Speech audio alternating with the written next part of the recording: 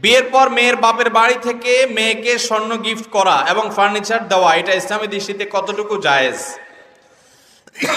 বাপ যদি তার মেয়েকে হাদিয়া উপঢৌকন দেয় তাহলে এটা তো জায়েজ হতেই পারে, কিন্তু এখানে একটা ঘাপলা আছে। ঘাপলা হলো, আমাদের সমাজে বেশিরভাগ পরিবারে বাবা মা তার মেয়ের বিয়েতে মেয়েকে ফার্নিচার দেয়, স্বর্ণ গহনা দেয়, অন্য যা কিছু দেয়, এগুলা সবগুলো দেয় হলো মেয়ের শ্বশুরবাড়ির লোকদের মনোরঞ্জনের জন্য, তাদেরকে খুশি করার জন্য, মেয়েটার সুখের জন্য। কারণ এগুলো না দিলে ওই মেয়ের শ্বশুরবাড়ির মহিলারা, পুরুষরা তাকে খোঁচাখুচি করবে, তার মুখটা ছোট থাকবে, সেজন্য বাধ্য হয়ে দেয়। এটাকে যদি আপনি উপঢৌকন বলেন, আমি বলবো এই সিচুয়েশন তৈরি করে শ্বশুরবাড়ির থেকে যে সমস্ত পুরুষেরা বিভিন্ন হাদিয়া নামক এই সব জিনিস আদায় করে, সেগুলো হাদিয়া নয়, সেগুলো যৌতুক। এই অঞ্চলে যৌতুকের প্রথা প্রচলন আরো বেশি, অনেক বেশি। এই আশেপাশের জেলাগুলো বলেন, এমনকি চট্টগ্রাম, সিলেট, এই এলাকাগুলোতে দেশের এই বিরাট একটা অংশে যৌতুকের অভিশাপ ঘরে ঘরে। বলে যে ফ্রিজ তো আসলে আমার দরকার নাই, আপনার মেয়েরই তো একটু ঠান্ডা খাওয়ার জন্য দরকার। মোটরসাইকেল তো আসলে আমার ছেলের তো দরকার নাই, ও সাইকেলেই চলতে পারে, কিন্তু আপনার মেয়েকে নিয়ে ঘুরতে হলে তো মোটরসাইকেল লাগে। তো এইসব তালবাহানা করে যারা যৌতুক চায়, আমি তাদেরকে বলি, যৌতুক চাওয়ার চাইতে একটা ভাঙা থালা নিয়ে রাস্তায় বসেন। যারা মেয়ের বাপের বাড়ি থেকে যৌতুক আশা করেন, ঘুরাইয়া ফিরাইয়া বিভিন্ন রকমের বুদ্ধি করে, কৌশল করে মেয়ের বাপের বাড়ি থেকে এটা সেটা আদায় করেন। আমের সিজনে আম, কাঁঠালের সিজনে কাঁঠাল, রমজান আসলে ইফতারি, তারপরে আপনার ঈদের সময় সেমাই চিনি, কোরবানির ঈদের সময় ছাগল। আরে বাপরে বাপ, এর চাইতে বড় ছোট লোক আল্লাহর জমিনে আরেকটা নাই। এই দুনিয়াতে সবচেয়ে নিচু মাপের ছোট লোক যদি দেখতে চান, তাহলে যৌতুকখোরদেরকে দেখবেন।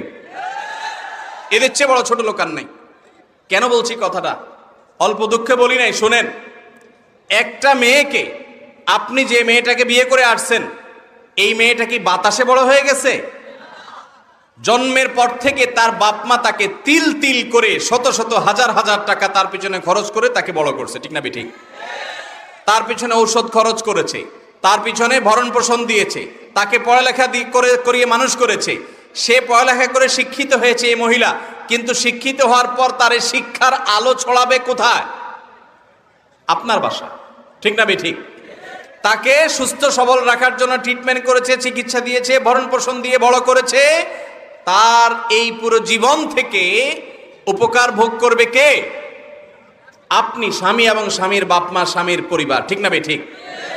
তাহলে উচিত তো হলো জামাই বাবাজি, শ্বশুর শাশুড়ির কাছে যাওয়া, বেআইন সাহেব অর্থাৎ ছেলের বাপ মা মেয়ের বাপ মার কাছে যায়, পায়ের কাছে দোজানো হয়ে বসে বলা, বেআইন সাহেব, আপনার মেয়েকে জন্ম থেকে বিয়ে দেওয়া পর্যন্ত যত লাখ টাকা খরচ করছেন, যত কষ্ট করছেন আপনি, গাছ রোপণ করলেন আপনি, বড় করলেন আপনি, গোড়ায় পানি দিলেন আপনি, আর ফলটা পুরাটাই সারা জীবন ভোগ করব আমরা। আমাদের তো কৃতজ্ঞতা থাকা উচিত। আপনার এই মেয়েকে বড় করতে যত পয়সা করি খরচ হয়েছে, সবগুলো আপনাকে দিতে চাই। তাদের কাছে, মেয়ের বাপমার কাছে যায় দোজানো হয়ে এরকম করে নিবেদন করা উচিত। সেই জায়গায় উল্টে আবার তার কাছ থেকে যৌতুক আশা করেন, আল্লাহর জমিনে আপনার চাইতে বড় ছোট লোক আর কে হতে পারে?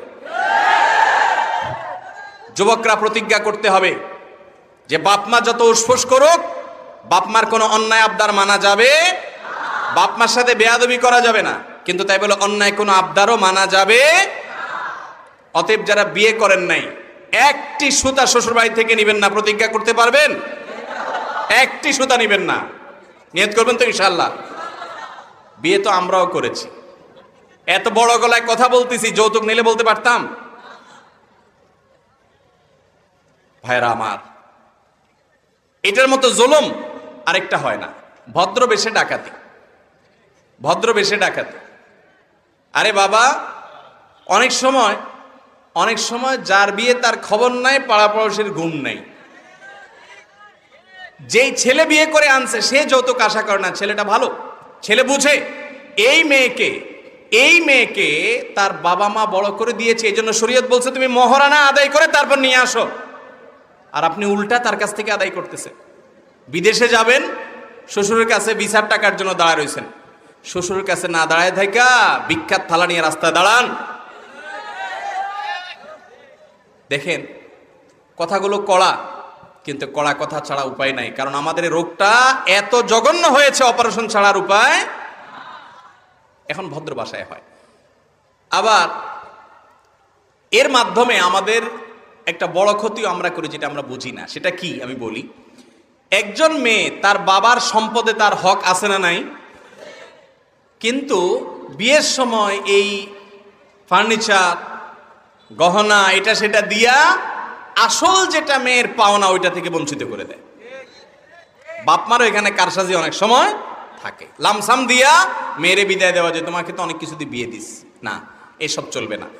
মেয়েকে মেয়ের অধিকার বুঝিয়ে দিতে হবে। আমি প্রায় সময় বলি, আমি সংশ্লিষ্ট বিষয়ে যারা জমি জমা সম্পর্কে ভালো বুঝেন, এই সম্পর্কে অভিজ্ঞদের কাছ থেকে জেনেছি, আমাদের দেশে যত ল্যান্ড আছে, যত জমি আছে, এই জমির দলিলের প্রায় সবই পুরুষদের নামে, মহিলাদের নামে জমির দলিল পাওয়া যায় না। অথচ পুরুষের সংখ্যা কি মহিলাদের চাইতে একেবারে কম? তাহলে তাদের নামে জমি নাই কেন? কারণ আমরা তাদের হক নষ্ট করি, তাদের অধিকার নষ্ট করি। মেয়েদের অধিকার নষ্ট করা যাবে না। বিয়ে করবেন, আবারও বলছি, আপনার ছেলেকে আপনার মেয়েকে বিয়ে করাবেন, মেয়ের বাপ মেয়ের মারে বাতাস করবেন যা, হাত পা টিপবেন যা, যে বেঈ সাহেব দয়া করে দেন, মেয়েটা আপনার গাছ, ফল আমার ছেলে আমার সংসার ভোগ করবে। সেই জায়গায় উল্টা তাদের কাছে চাচ্ছেন। আল্লাহ আমাদেরকে বুঝার তৌফিক দান করুন। আশেপাশে যেসব মহিলারা খোঁচাখুচি করে যে তোমার শ্বশুরবাড়িতে কিছু দেয় নাই, এই সমাজে বেশিরভাগ মানুষ খারাপ হয় আশপাশের লোকের কারণে। নিজে খারাপ হতে না চাইলেও আশেপাশের লোকেরা খারাপ করে দেয়। মানসিক কিছু শয়তান মহিলা আছে, এই শয়তান মহিলাগুলো এসে খোঁচাখুচি করে বলে যে তোমার শ্বশুরবাড়িতে কিছু দেয় নাই। মেরে জিজ্ঞেস করে তোমার বাবারা কি দিছে। মুখের উপরে বলা উচিত আমার বাবারা কি দিবে, ফকির ফাকড়া থাকলে ভিক্ষা দিবে। আপনারা যারা যুবকরা আছেন, স্ত্রীদেরকে প্রোটেকশন দিবেন, কোন ছোট লোক মহিলা যেন তাদেরকে উত্ত্যক্ত করতে না পারে। কিন্তু আবার যুবকরা ঠিক বলতেছেন, আজকাল পোলাপান বিয়ের পর থেকে শ্বশুরবাড়ির পক্ষে এমনি লড়াই করে। আবার এইটা করতে গিয়া বাপমার সাথে বেয়াদবি করিয়েন না, গল্লির ঠাওর ঠিক রাখেন। বাপমা বড় না শ্বশুর শাশুড়ি বড়? বাপমার অন্যায় কথা মানবেন না, যৌতুক নিবেন না, এর মানে এই না যে বাপমার কোনো কথা মানবেন না। বলবেন যে হুজুর শিখা দিয়েছে শ্বশুর শাশুড়ির ঠ্যাং ধরে বসে থাকতে। খবরদার, ব্যালেন্স করতে হবে। আল্লাহ আমাদেরকে বুঝার তৌফিক দান করুন।